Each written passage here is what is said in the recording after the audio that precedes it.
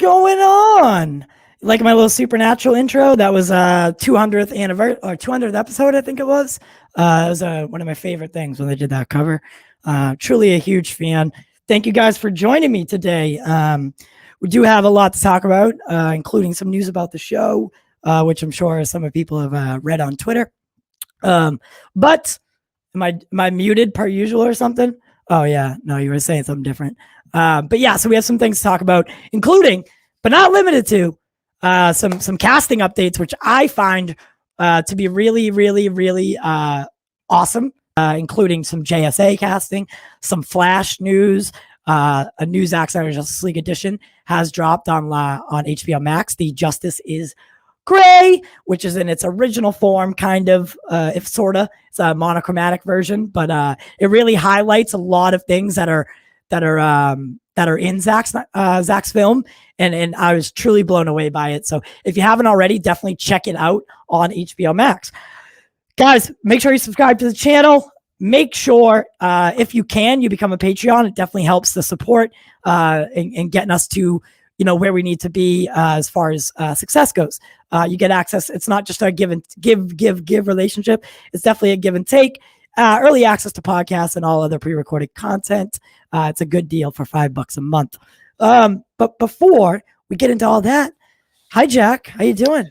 Hey, how are you? I'm well, I suppose. I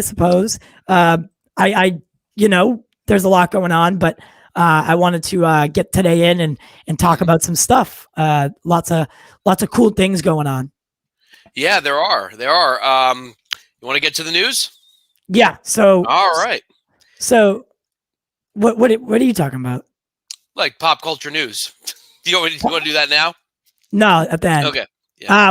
Towards the end. All right. Yeah. Let's keep it like. So the first thing I'd like to talk about is Batwoman. So Batwoman has got this character, and I am interested. I've really never heard of her until now, but her name's Enigma, and she's the daughter of the Riddler. So she's the Riddler's daughter. I read up a little bit on her. Apparently, she teams up with Duella Dent. I think I wrote that right. Duella Dent, which is Harvey's daughter.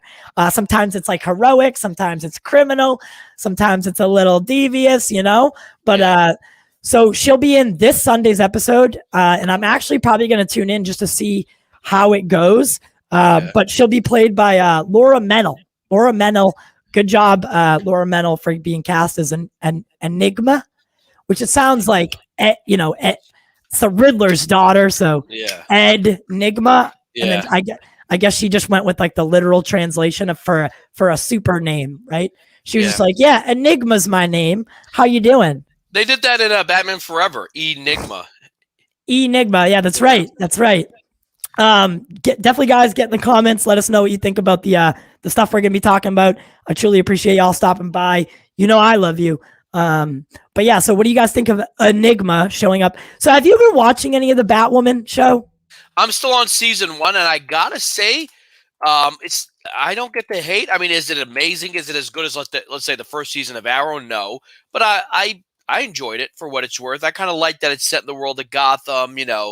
It's its own thing, and I liked Ruby Rose, and I know that she's left, but yeah, and they're actually so rumor has it. So they're bringing back Ruby's Batwoman, but it won't be played by Ruby. It's gonna be I heard that. They're gonna recast her, bring her back, and I don't know, get some closure or something. Okay. I don't know how that's gonna go, but if to bring her back for closure, they might as well have gotten Ruby to do it. Yeah, Ruby Rose. Yeah. I don't know. It is what it is, but So that's like kind of small, but the bigger thing that I would, that is, it's a little bit bigger. So in the Flash cast is rounding out with some new faces and some internet personalities or something. So so there's this kid. So it's, what's her name? It's kind of hard to pronounce. Saoirse Monica Jackson, and internet star Rudy Mancuso. These are them. So up top is her, on the bottom. So apparently you can be an internet star and get cast in the Flash movie. Yeah, I guess. Yeah, so it's going well. Billy, how you doing? But yeah, so that's also in the news right now. The Flash kind of rounding out its cast, although we don't really know where Michael Keaton stands in all of this. So that was the other casting. And then obviously the Black Adam's JSA live action cast was announced, and it's pretty deep actually. Yeah, we reported about Pierce Brosnan as Dr. Fate. Yeah. So Dr. Fate, Kent Nelson, Pierce Brosnan. We already knew Hawkman was going to be played by Aldous Hodge. And then so Atom Smasher is going to be played by Noah. Forgive me for pronouncing this wrong. Noah Centineo. Noah Centineo is going to be playing Atom Smasher or Albert Rothstein. And then Cyclone is Quintessa Swindell. Is Quintessa Swindell related to someone? Swindell. That's Tilda? A good question. No. Tilda Swinton is different. Swindell. Yeah, Tilda Swindell. But I feel like I've heard that last name before. Is she related to anyone else, or is she just or is that the person I'm thinking of? There's nothing on Wikipedia on her personal life. It just says she was born and raised in Virginia, so probably not. Okay. I was like, I could have swore I knew that name from somewhere, but then again, like I couldn't put my finger on it. So there's Cole Swindell, who's that's what it was. Singer. That's a country singer. That's what it was. Oh my God. I feel like such a dope now. The last thing, the bigger thing of the obviously today is that Justice is Gray came out. So Justice is Gray is the monochromatic version of Justice League, and that's kind of the way that it was originally intended to be. Have you heard the conspiracy theory that's going around? Because this just sort of dropped out of nowhere. I was going to bed last night, and all of a sudden I see it trending that this was done by HBO Max. Again, this is a theory in retaliation to the Variety article to kind of, make headlines. Yeah. Because it seems weird that they just dropped it so suddenly. Because I felt like they were going to build up to it maybe. But to just suddenly just drop it, But so we kind of knew from, I don't know what it was. It was a couple of weeks ago. Well, no. When they were doing the original, when Zack announced it, that there was going to be like 3 different versions. That one version was the black and white. Then there would be the original, like the colorized one. Yeah. And then there's another one that I haven't seen yet. And that would be like the full screen version. Like the without the sidebars. 16:9, yeah. Yeah. So what was the rumor? The rumor is that the way that they just dropped it, there was no trailer, no announcement. It just kind of dropped. Might have been HBO Max reacting to the Variety article. Because HBO Max might have their own plans, and all of a sudden that article says, yeah, we're kind of moving on. Maybe there's some infighting going on there. Yeah.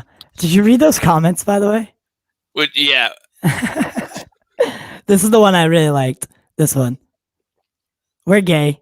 Oh, over here. Okay. Yeah. And then I was going to make a dumb joke earlier when you said Justice is great. I was going to be like, no, he's not. He's black. He's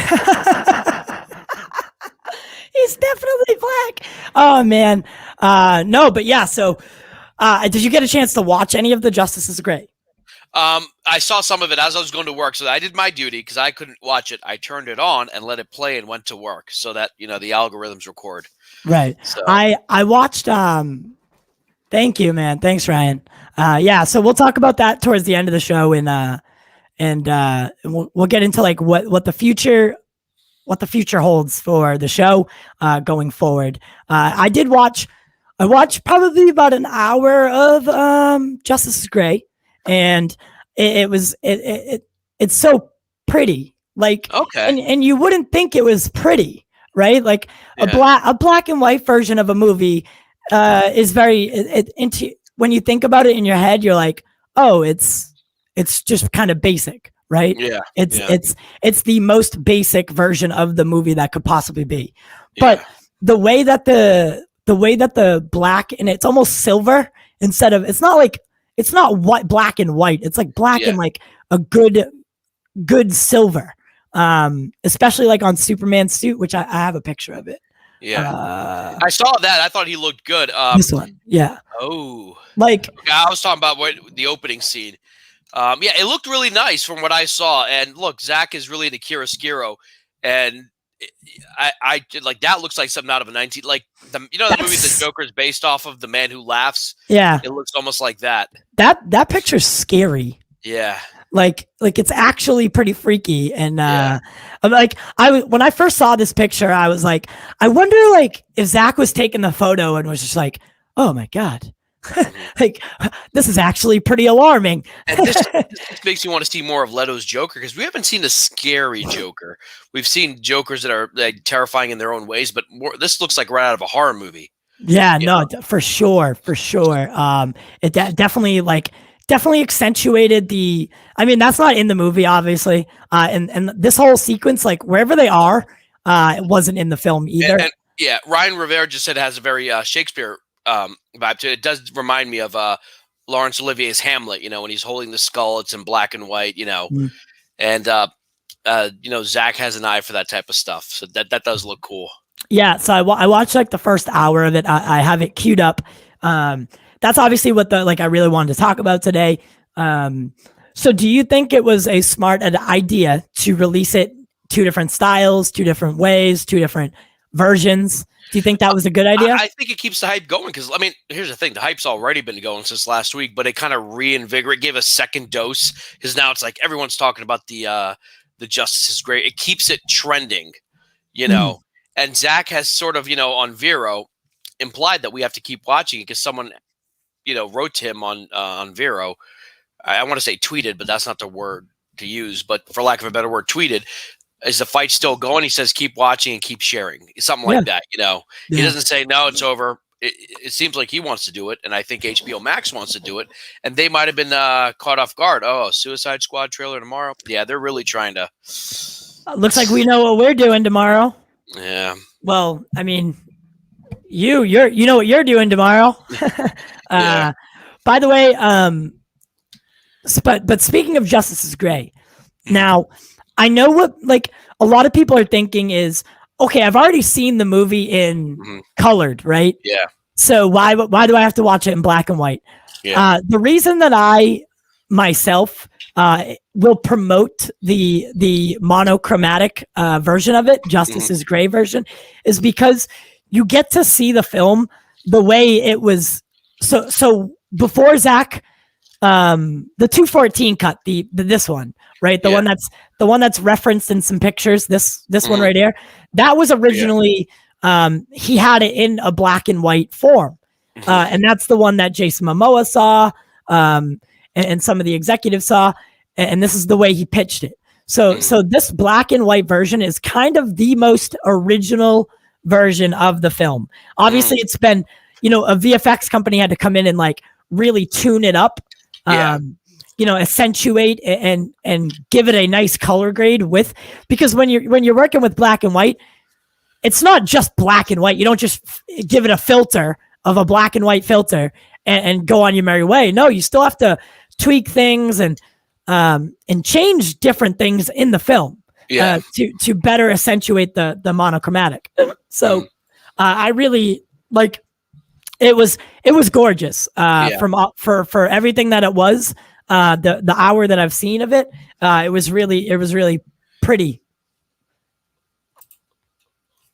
Absolutely, yeah. And at first I was like, why would he do it in black and white? But as soon as I saw the opening, I was like, oh, that does look nice. Because I was kind of worried it would just look like, not bad, but you know what I mean? Like, it's in black and white, Right. But it actually looks really nice. Yeah. Did you have any topics? 'Cause I thought I asked. I have a couple of things. Brad Payton, he did 2 movies with The Rock, San Andreas and Rampage. He is going to make a movie based on the stealth shooter game. Have you heard of the game Sniper Elite? He's making a movie based on that video game, because the video game has sold more than 30 million units. It is pretty popular, and it's going to be set in World War II during the Blitzkrieg, and it will be about a sniper protecting Winston Churchill from an assassin, from a Ooh. Nazi assassin. I'm like, so that kind of sounds kind of cool. They haven't announced too much in terms of casting, but that is moving forward, and Variety's reporting that. That sounds kind of cool. James Cameron is producing a movie about the Titanic survivors who were Chinese. It's called The Six. It's going to be a documentary film, but it's about the Chinese people who survived the Titanic. What? So are you a Titanic fan? And I know that sounds weird. Like, how can you be a fan of the Titanic as a terrible, terrible tragedy? But did you like that movie? So I got to admit to you, I'm a huge James Cameron fan, but I've actually never sat down and watched the whole thing from beginning to end. What? No. I've never sat down and watched the whole thing. You've never? Dude. I've seen parts of it, but like I've never seen the whole thing. Wow. It is a long movie. Yeah. Well, that's not what it is. It's just never got around to it, you know. Yeah. But it's probably my top. It used to be my top movie of all time. And then Zack Snyder's Justice League took that place. And bumped Titanic down to number 2, and then in Avengers and Winter Soldier, followed by.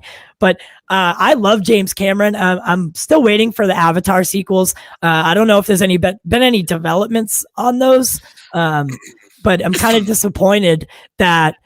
I mean, when did the first Avatar come out? Late 2009, fall 2009. So, I mean, we're looking at a really long time between films. And you're going to have to explain that somehow, because the actors are all going to, they're all going to look 10 years older. So, I just don't know what their plan is for that, but that's the thing. He reminds me of Lucas. The reason Lucas created Lucasfilm and self-financed the first 3 movies, because he didn't want studios Fox distributed for him, but he didn't want anyone telling him what to do when he made the original trilogy or the prequels. He's like, I'm going to do it my way. I'm going to make my own company. I'm going to self-finance it. He had to borrow money from a bank to make Empire Strikes Back. He didn't go to, Fox didn't pay for that. Like, hey, here's, X million dollars, make Empire Strikes Back, because he wanted to do it his way. Right. So, so I think James is doing the same thing. He doesn't want Ann Sarnoff telling him how to make his Avatar movie. He's going to make it himself. He's bankable, so he doesn't have to worry about financing, and then he'll find a distributor. He's like, yeah, my movie's done. Go ahead and distribute it. Right. And did you were you an Avatar fan when they came out? I thought it was phenomenal. I got to see it in 3D, and back then IMAX screens weren't as commonplace, so you had to travel a little bit to see it in 3D IMAX. It was quite an experience. It was actually on Valentine. I saw it early. It was it 2010? Yeah, I saw it Valentine's Day weekend, 2010, with my girlfriend at the time, and we went to see it, and it was just something else. Just seeing something like that. We had seen CGI used in like Lord of the Rings and stuff, but to be used that way, it was just something else. And I'm a huge fan of Stephen Lang. Yeah. So I love seeing him as the villain, A lot of people always wanted to see Stephen Lang play Deathstroke.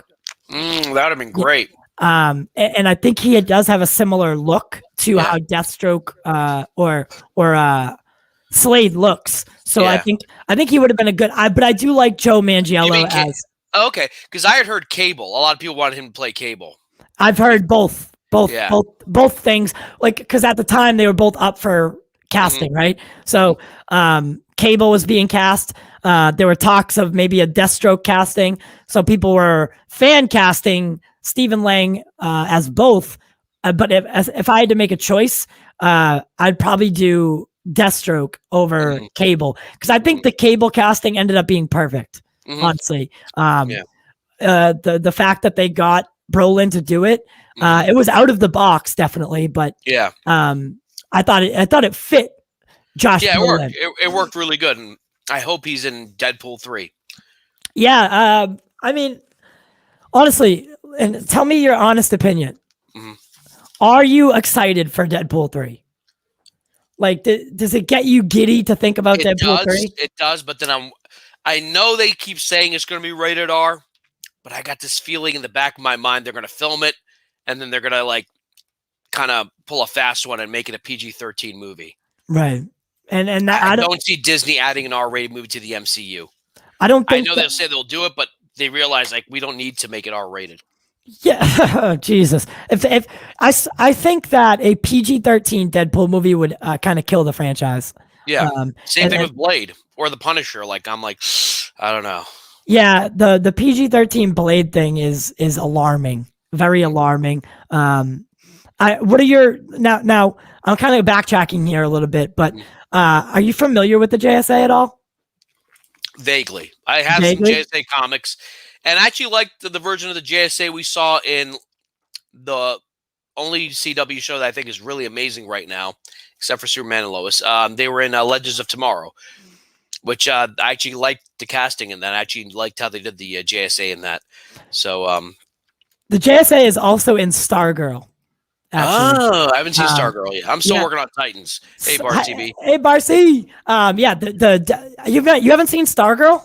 I'm working my way on it. I'm still on Titans season 2. But here's the deal with Stargirl. You have to be ready for a childish kind of show. Okay. You can't go into it thinking that you're getting Titans, because you're not.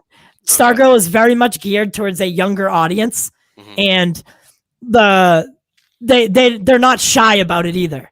Like, I mean, it's a teenage girl, and that's that. And I like it. I liked the show a lot, actually. I thought Stargirl was done really well.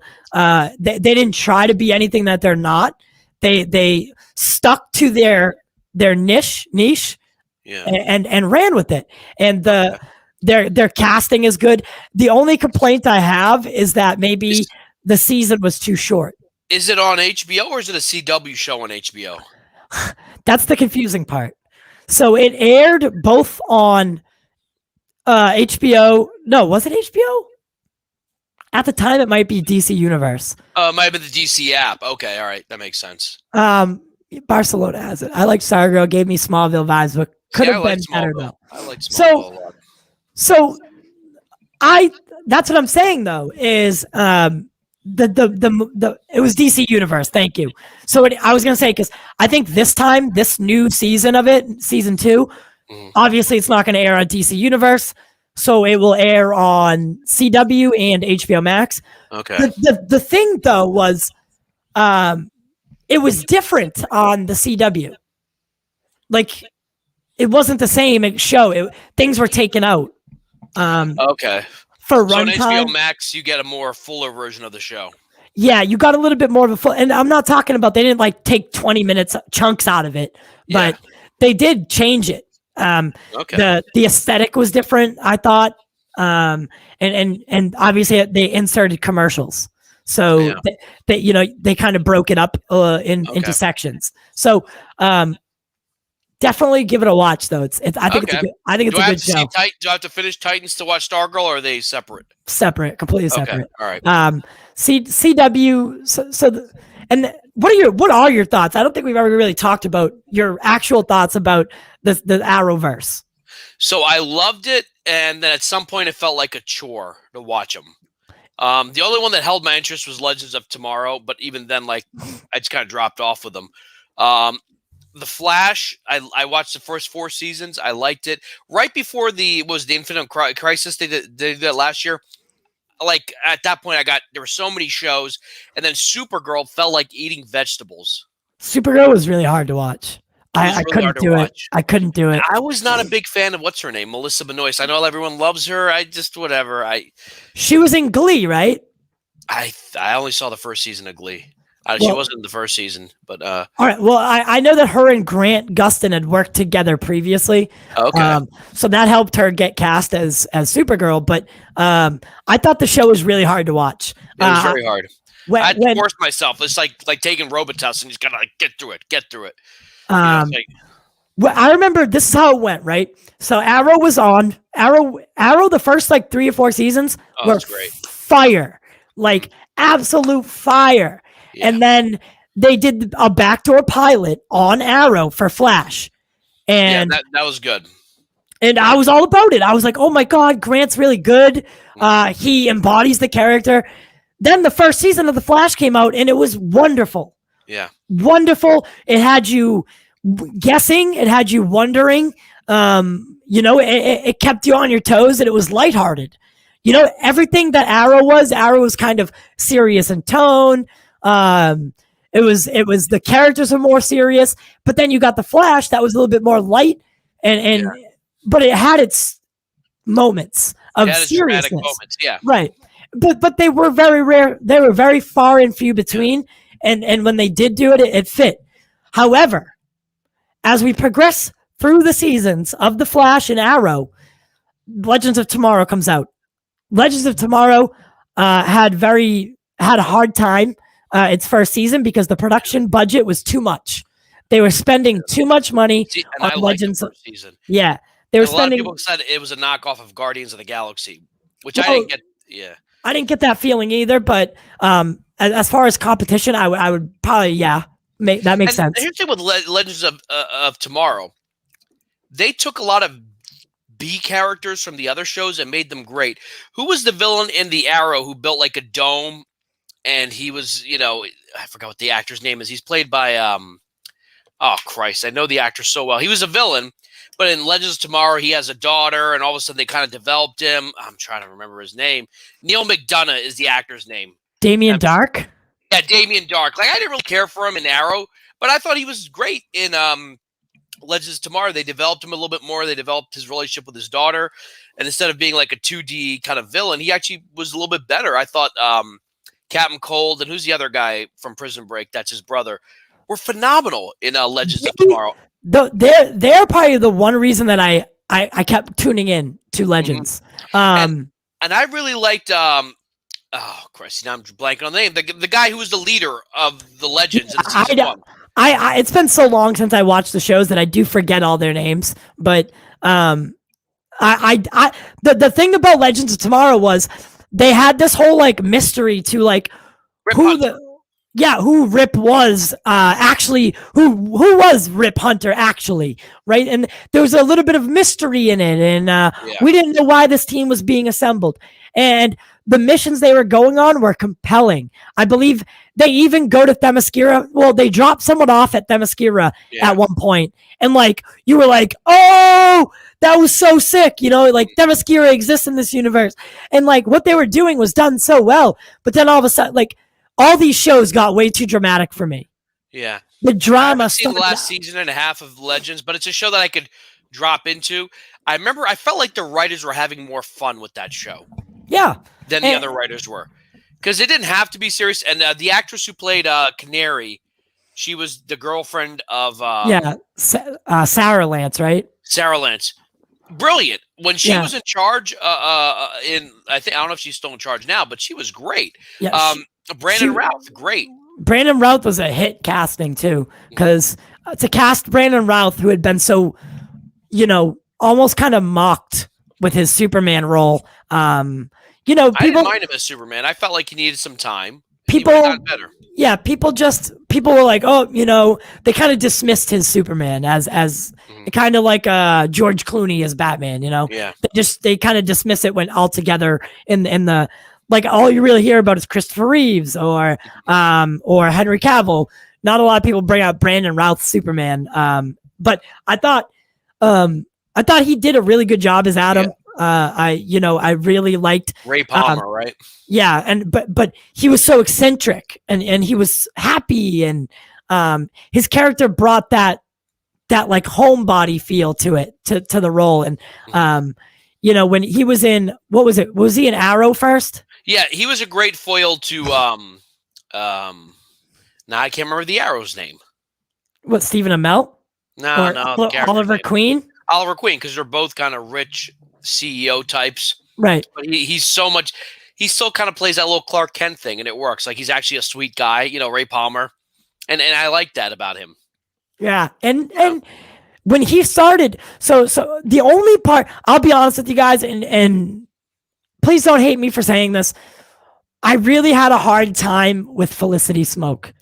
Oh my God. I had such a hard time with Felicity and her arcs. And Candace Patton as Iris West as well. Iris I get, because she is his girlfriend and wife in The Flash, but Felicity Smoke is barely a character in the comics. She's really not a character. Like she's And really then you not. have Laurel Lance, who's killing it. And when Laurel Lance died and her doppelganger came, I loved her too. I'm like, she's right there. Yeah.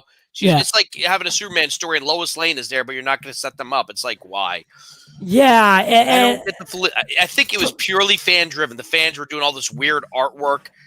She wasn't bad in the beginning. No, like, when she was just his assistant, yeah, I like her. She was the hacker. It kind of made sense for them to bring her on because she was the man in the chair. Like the woman in the chair. You ever watch 24?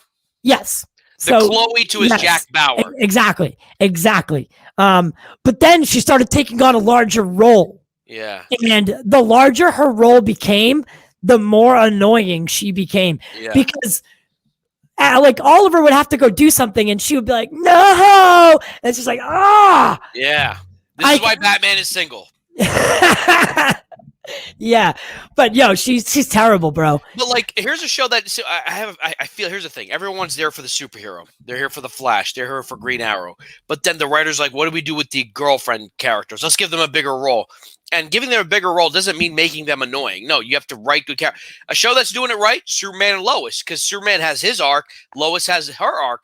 And for what I'm seeing right now, Lois's arc in the show is actually a little bit more interesting than Superman's. She's actually uncovering a conspiracy. This big company's coming into Smallville. I'm like, oh, dude, this is interesting.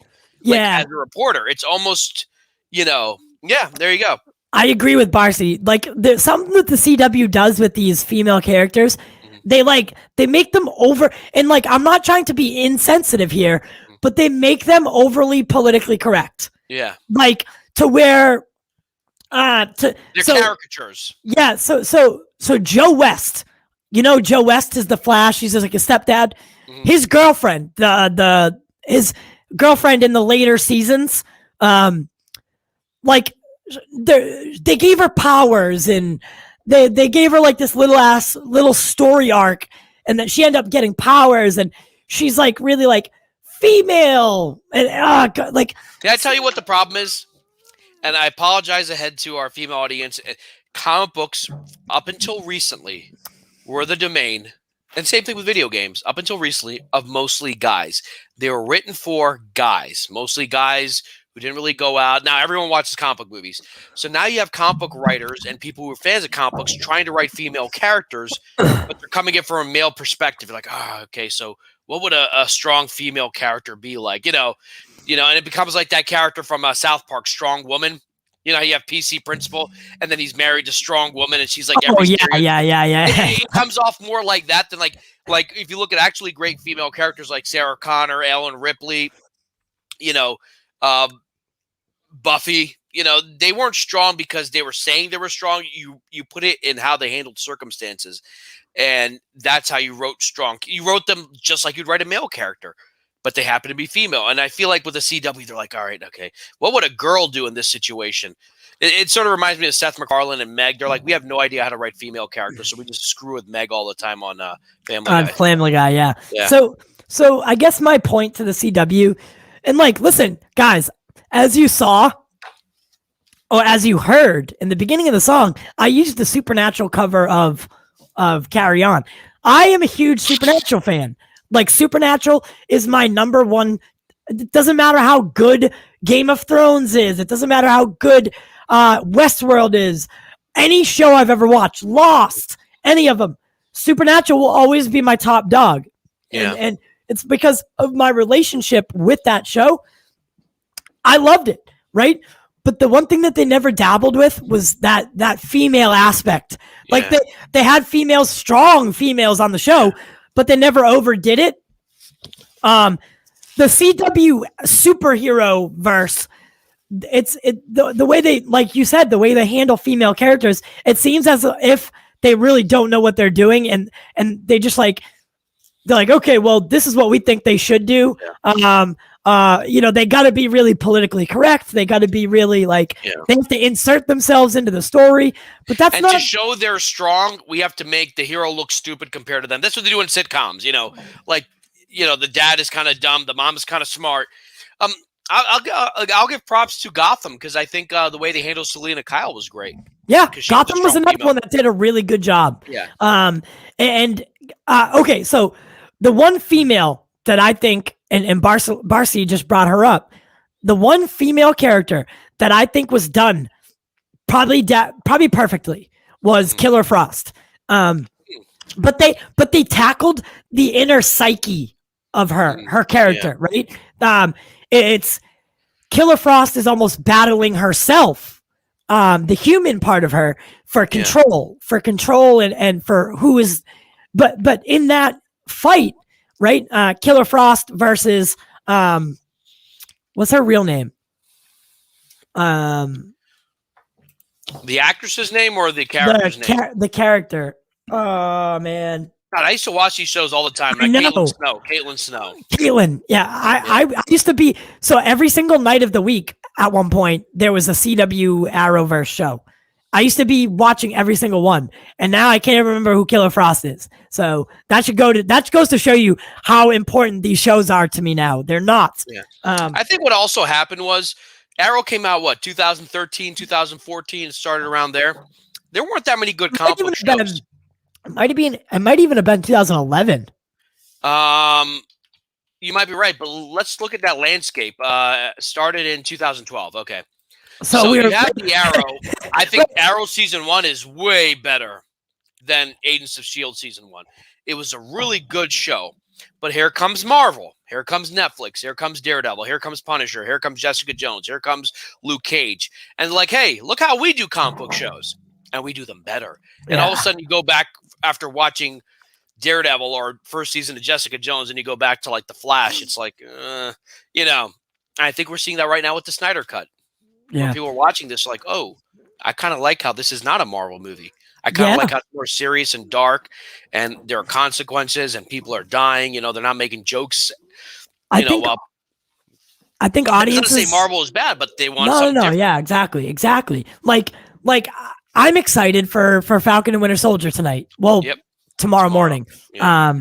But I'm also looking over at the Snyder Cut and I'm saying, what, like, that is what I'm ready for, is a more serious take on characters. Mm-hmm. The superhero genre, it's going to need to adapt, or not adapt, but evolve. Yeah, it can't always be campy. Yeah. You got to take risks, kind of like what the Joker did.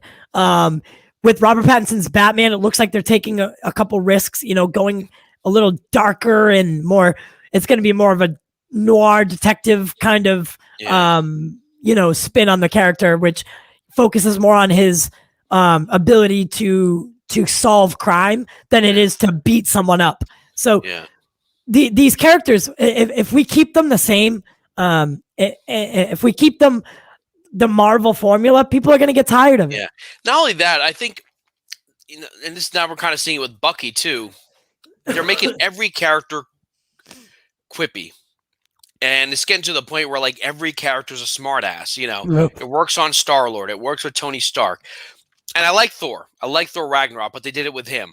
They kind of did with Cap and Endgame, but they're doing it with every single character. With the character, right? It's like Thor. When we first met Thor, obviously he was going to become accustomed to the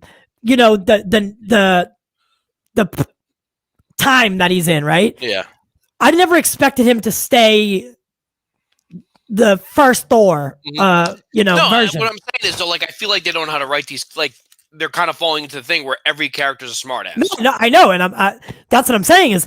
And I feel like that's what it's going to be like in Thor 4 and Guardians 3. Like, he's going to be, and which I'm fine with. I think that works, but like, you got to be able, like, I hope they don't do that with Bucky, because what worked with Sam and Cap was that Cap was more straightforward, serious, not too many jokes, and then Sam was, woo, he's having fun, and I hope they keep that dynamic with Bucky, because Bucky is uber serious, and I hope they don't make it too quippy back and forth, like, Yeah, and that's the thing, is you got to have the yin and yang, right? Yeah. You got to have they can't both be throwing jokes at each other. Yeah. Because that's not who they are as a team, right? Mm-hmm. Bucky is more serious and just naturally he's a more serious.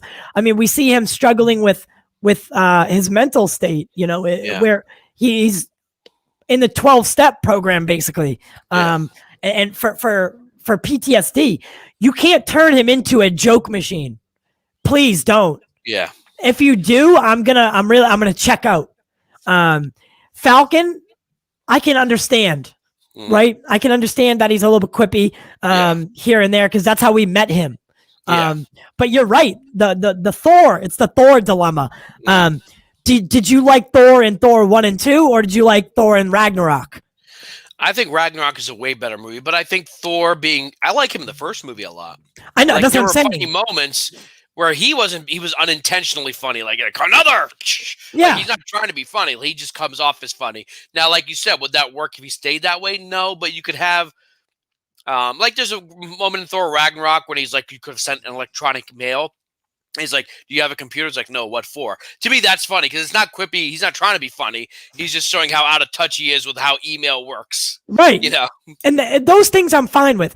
But I do not want him to become Tony Stark. Exactly. You know, like it doesn't make sense that every single, like there's no character differences. Like if you took their name off the script, you could just insert another name without anyone noticing. Like if I can't tell that it's Thor speaking, if I, you know, do you understand what I'm saying? Yeah, they did it with Justice League. Batman's making quips.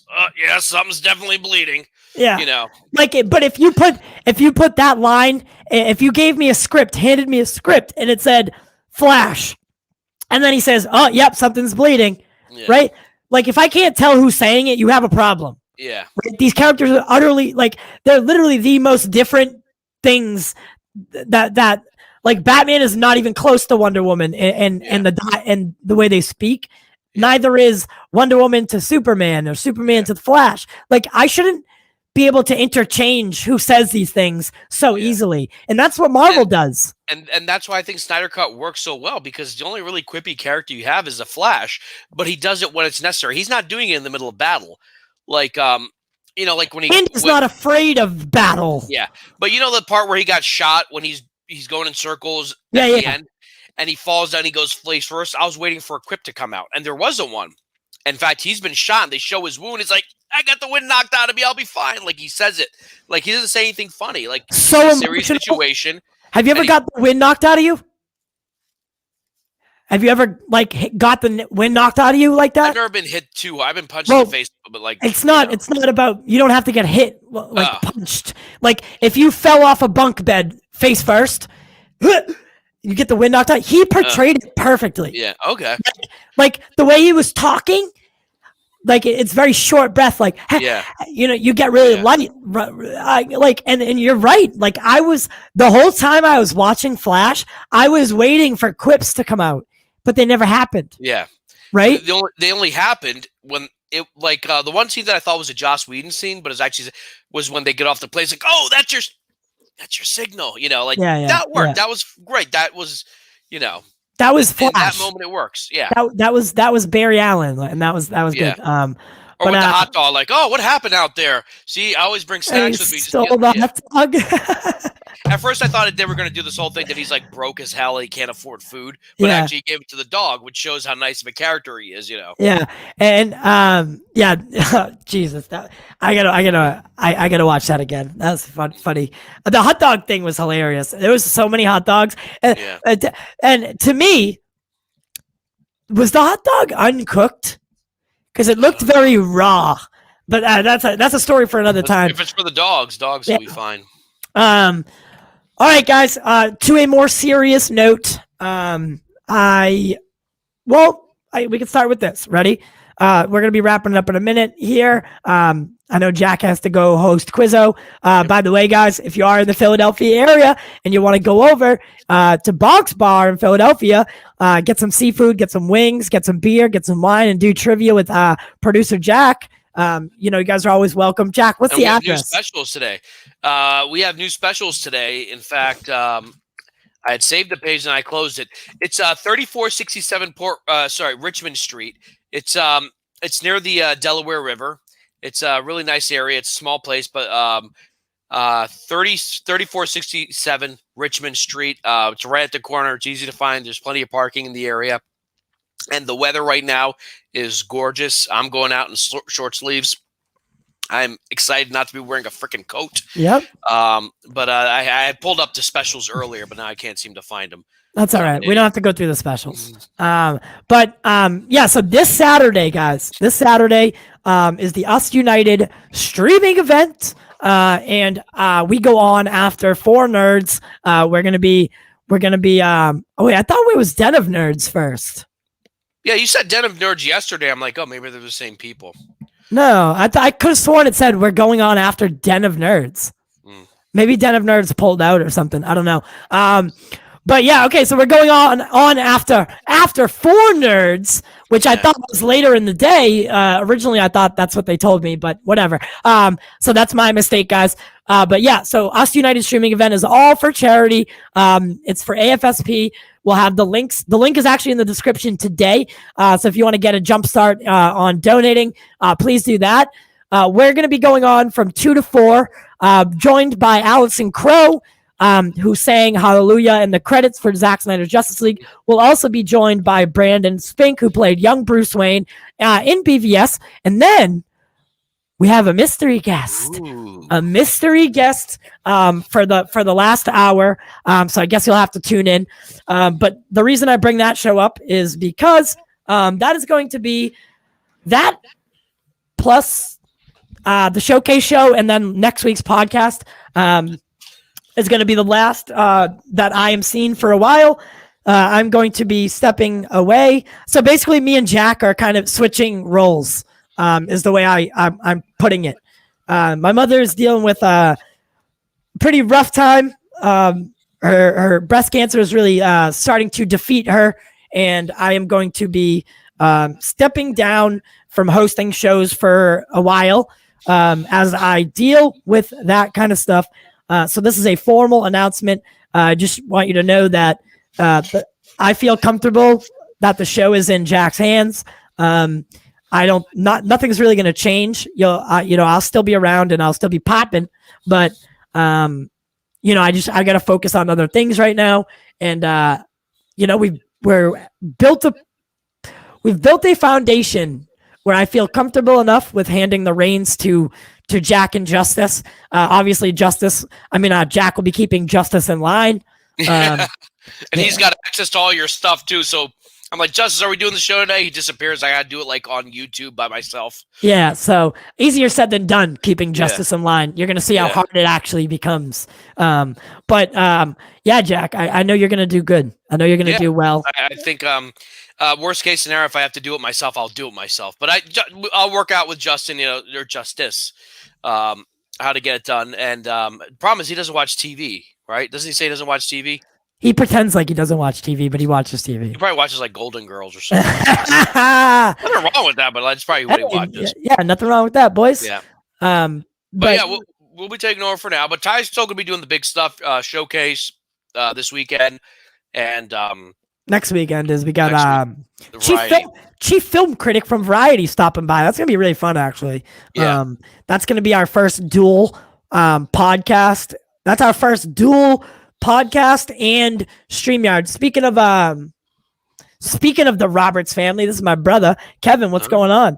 I was just telling them that I'll be stepping away. I'm going to be taking on a more a producer role for about a month while I go and hang out with Kevin and see my mom during this weird time. Things just aren't. It's disrespectful if I keep doing this, right? When I could be spending time with them, right? And that's kind of the reasoning behind it. This show helps me with a lot of things. It keeps my mind off certain things, and but I've also admittedly pretended like my mother's condition wasn't real by just like burying myself into the show and like keeping going. But it's time I pull my head out of the sand and deal with the situation. So I want to truly thank everybody who's supported us through this ride and donated to her or whatever it is. But the show is going to be in good hands, and I'll be back soon. It's not like a light cast. Someone asked me, so kind of like Matt and Lightcast. I said no. because I'm not leaving. I'll be back. It's just I'm going to be handling some stuff for a while. Yeah. So what are your plans, Jack? What are your plans for the show while I'm gone? Well, if anyone's on Twitter follows Hollywood Horror Museum, I'm talking to them. They're opening a sci-fi museum this year and a horror museum next year. They're always tweeting horror stuff. They might be guests on our show soon. So I'm talking to them about that. So that's kind of exciting because they have a huge following. And I think we're the first people to actually ask them, hey, would you tell us a little, because everyone knows them as their Twitter handle or their website, but no one actually knows, but they're doing some pretty exciting things and they have some pretty big people on their board. So, I've actually never heard of them. I'll have to check them out. And like, honestly, I've been going so hard, like Jack ended up catching me a couple times. Like I was up till like 7 a.m. doing stuff. Like I've like, even if you go watch my intro last night, you can literally, like, I watch it today and I can tell that my focus is elsewhere. Yeah. So I'm suffering like on the inside, and I buried myself. Time off. Yeah. Yeah. So I need some time away, and my mom was there. I had my days where, I wasn't the best person. And my mom always, for the person that my mother is, like, she's not a saint and by any stretch of the word, but she's always been there for me, and she's always let me know that no matter what, like, we're in this we're in it to the end of the line. I've butted heads with her. I've said I hated her when I was younger. I think we all tell our parents we hate them, but if I recommend anything, I do say go to your parents today. Let them know you love them no matter what, even if you're fighting with them. Let them know how you feel, and let them know that, just because you had a fight doesn't mean anything. You're still there. We only have one family, and we don't get to choose them, sadly. So with that being said, Justice and Jack will be taking over all the social media, all that stuff. And we'll let you know when I'll be back, and it'll be a good time. And I can't wait to see what they do. I'm actually going to try to reach out to Walter Amata. I don't think he'll say yes, but I'm gonna try to see if we can just see, like, hey, just not antagonistically, we just like you to come talk to the Snyder fans and yada yada yada. Yeah. Listen, might say yes, or Ann Sarnoff, or Jason Kylar. Circumstance is always or circumstance. You'd be surprised at what you can do with a couple of good words, right? But yeah, thank you guys. Thank you all for everything you've done for me, and thank you for everything. Like I was telling them last night, is the part that I'm going to miss the most is in the corner. Like, whenever we start a show, there's a moment between when I start it and when the first graphic plays that, like, serenity comes over me. And I really do like doing this. And, I'm scared that I'm not going to have that for a while, but I'm also like, I can't wait to go be with Kevin. Kevin's the funniest person I've ever met. And, I just need to be with them, and, I'll be back on the other side. Yep. So and hopefully we'll have some good news with the Snyderverse. Yeah, man. Yeah, that'd be really nice. So till next time, join us Saturday from 2 to 4. We'll be doing a podcast even before that with Justice. And then Showcase will be on Wednesday, right? Wednesday? Yeah. Showcase is this Wednesday. Next Saturday's podcast with Chief Film Critic Owen Gleiberman, and then Jack and Justice will be doing shows throughout the week. Yep, we will. All right, guys. Thank you so much. We do it for you. We do it for the culture. Make sure you subscribe to the channel, baby, and become a Patreon, because we need that money.